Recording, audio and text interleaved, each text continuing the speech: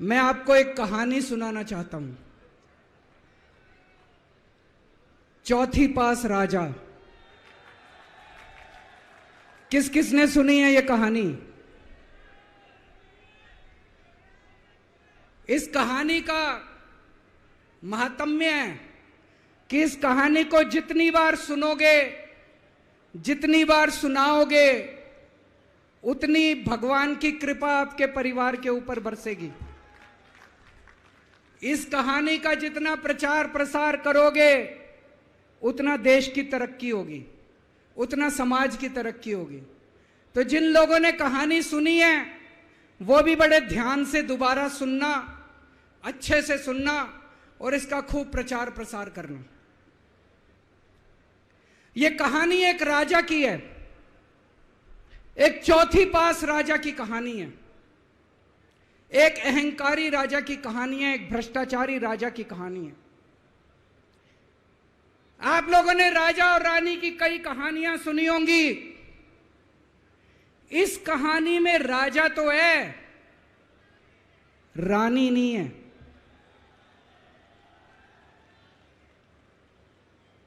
तो एक महान देश था, कई हजार साल पुराना देश।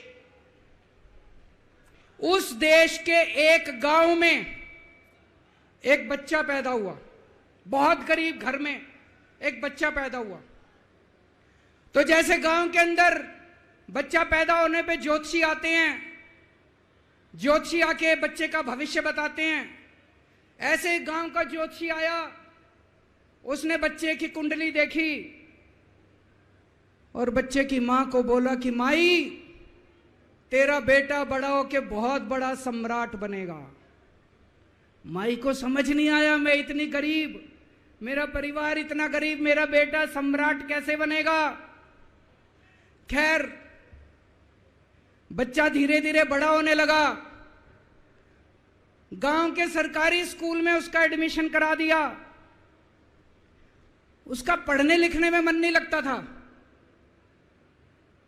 पढ़ते पढ़ते, क्लास करते करते चौथी में आके उसने नाम कटवा लिया। उसका पढ़ाई लिखाई में मन नहीं लगता था।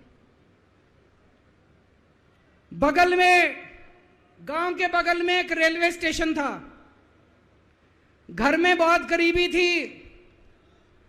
वो बच्चा वहां स्टेशन पे जाके चाय बेचने लगा।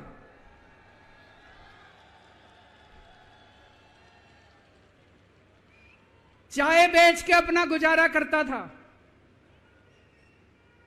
वो भाषण बहुत अच्छा देता था, बचपन से ही बड़ा अच्छा भाषण देता था। गांव के लड़कों को इकट्ठा कर लेता और भाषण देना चालू करता।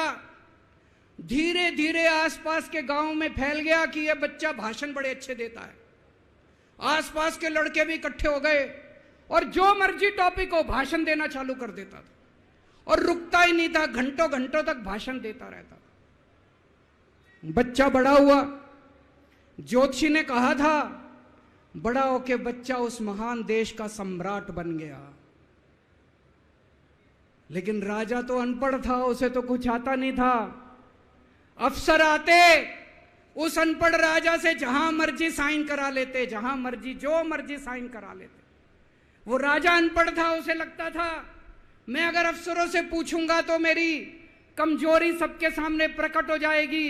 अफसरों को लगेगा मेरे को कुछ आता नहीं है। अफसर जो मर्जी लेके आते थे वहां साइन कर देता था। वो धीरे धीरे पूरे देश के अंदर फैल गया कि राजा अनपढ़ है, राजा अनपढ़ है। राजा को बड़ा बुरा लगने लगा। तो राजा ने कहीं से एक फर्जी डिग्री का जुगाड़ कर लिया। एक फर्जी डिग्री का जुगाड़ कर लिया, एमए की डिग्री का। और राजा बोला मैं एमए हूं। पर सच्चाई तो पूरे देश को पता थी, राजा तो अनपढ़ था। धीरे धीरे राजा अहंकारी भी होता गया। अहंकारी राजा और ऊपर से अनपढ़। जो मर्जी उस राजा के पास जाता और राजा से कुछ भी पास करा के ले आता। एक बार कुछ लोग गए, राजा को बोले जी नोटबंदी कर दो। नोटबंदी करने से भ्रष्टाचार खत्म हो जाएगा, आतंकवाद खत्म हो जाएगा। राजा को कुछ समझ नहीं आया, राजा की खूब चमची मारी उन्होंने। राजा ने एक दिन शाम को टीवी पे आके 8 बजे नोटबंदी कर दी। पूरे देश का बेड़ा गर्क हो गया दोस्तों। लंबी लंबी बैंकों के सामने लाइनें लग गई, कई लोग मर गए, दुकानें बंद हो गई, रोजगार बंद हो गए, बड़ी बड़ी इंडस्ट्री बंद हो गई, पूरे देश का बेड़ा गर्क हो गया। फिर एक दिन कोई आके बोला जी 2000 का नोट ले आओ। राजा 2000 का नोट ले आया। 4 साल बाद कुछ लोग आके बोले जी 2000 का नोट बंद कर दो। राजा ने 2000 का नोट बंद कर दिया। राजा को अक्ल तो थी नहीं, बेवकूफ था, अनपढ़ था। कभी 2000 का नोट चालू करता था, कभी 2000 का नोट बंद करता था। एक बार कुछ लोग आके बोले जी ये किसानों के कानून बना दो, इस कानून से किसानों का भला होगा। राजा ने कानून बना दिए। पूरे देश के किसान सड़कों पे उतर आए। 750 किसान मर गए आंदोलन में। और 1 साल के बाद राजा को वो तीनों कानून वापस लेने पड़े। एक बार उस देश के अंदर बहुत बड़ी महामारी फैल गई, चारों तरफ महामारी फैल गई, लोग मरने लगे। किसी ने आके बोला जी थाली बजवाओ तो देश ठीक हो जाएगा। तो राजा ने पूरे देश में थाली और चम्मच बजवा दिए। महामारी तो नहीं बची, महामारी तो फैली रही। किसी ने आके कहा जी डॉक्टरों की जरूरत पड़ेगी, दवाइयों की जरूरत पड़ेगी, इंजेक्शन की जरूरत पड़ेगी, तब महामारी रुकेगी। राजा अपने दोस्तों का बड़ा ख्याल रखता था। उसके दोस्त थे। एक दोस्त ने 10,000 करोड़ रुपए चोरी कर लिए। राजा ने उसको देश से भगा दिया।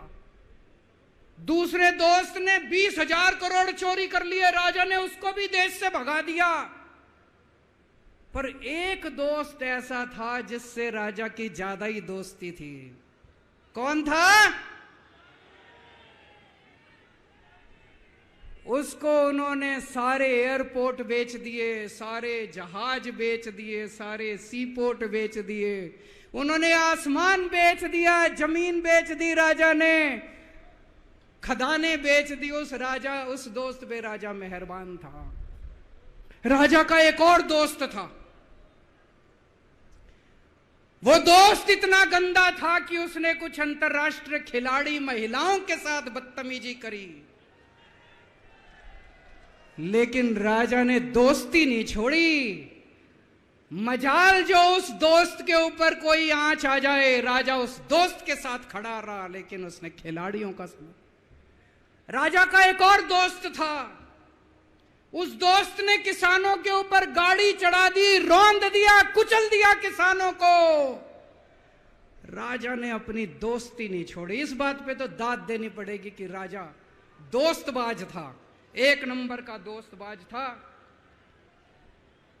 चारों तरफ अत्याचार हो गया। चारों तरफ देश के अंदर इनके अपने लोग जो थे वो बलात्कार करने लगे, गलत काम करने लगे, हाहाकार मच गया। जो राजा के खिलाफ बोलता, राजा उसको पकड़ के जेल में डाल देता। एक दिन एक पत्रकार ने कार्टून बना दिया राजा के खिलाफ, उस पत्रकार को उठा के जेल में डाल दिया। एक दिन एक किसी पत्रकार ने उनके खिलाफ कुछ लिख दिया, उसको पकड़ के जेल में डाल दिया। जो राजा के खिलाफ बोले उसका बेड़ा गर्क। कोई जज अगर उस राजा के खिलाफ ऑर्डर करता था, राजा उसको बख्शता नहीं था। चारों तरफ अत्याचार, महंगाई, बेरोजगारी। ऊपर आसमान में देवता ये सब देख रहे थे कि पृथ्वी के ऊपर कितना घनघोर अत्याचार हो रहा है। सारे देवता इकट्ठे हुए, देवताओं ने मीटिंग करी। सारे देवता मिलकर शिवजी महाराज जी के पास गए और कहा, महाराज कुछ करो, पृथ्वी के ऊपर अन्याय हो गया, अत्याचार हो गया, चारों तरफ बलात्कार, चारों तरफ हाहाकार मचा हुआ है, जनता परेशान हो रही है। पृथ्वी जी, शिव जी महाराज जी ने अपनी तीसरी आंख खोली और दोस्तों यहां प्रचंड पृथ्वी के ऊपर अजीब अजीब घटनाएं घटने लगी। उज्जैन के अंदर महाकाल की 6 सप्तऋषियों की बड़ी बड़ी 10 फुटा भारी भारी मूर्तियां थी। एक दिन बारिश और तूफान आया और 6 की 6 मूर्तियां टूट गई। लोगों ने कहा बड़ा अपशकुन हो रहा है, बड़ा अपशकुन हो रहा है।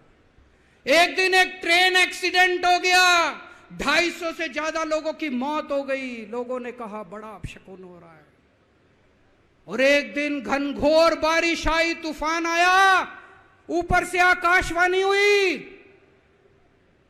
सारे देश की जनता को भगवान ने कहा कि आप महान देश के लोग हो, क्या कर रहे हो, उठो, खड़े हो जाओ और इस अहंकारी राजा के खिलाफ सब लोग मिलकर आवाज उठाओ। भगवान आपके साथ है। और उसके बाद दोस्तों सोई हुई जनता जाग गई और 1 साल के अंदर उस अहंकारी राजा का राजपाट जनता ने उखाड़ के फेंक दिया। और उसके बाद वो महान देश दिन दूनी रात चौगनी प्रगति करने लगा। ये कहानी बड़ी पवित्र कहानी है। इस कहानी को सुनने से और सुनाने से परिवार का, समाज का और देश का बहुत भला होता है। इसे ज्यादा से ज्यादा चैनल को लाइक करें, कमेंट करें, शेयर करें, सब्सक्राइब करें। धन्यवाद।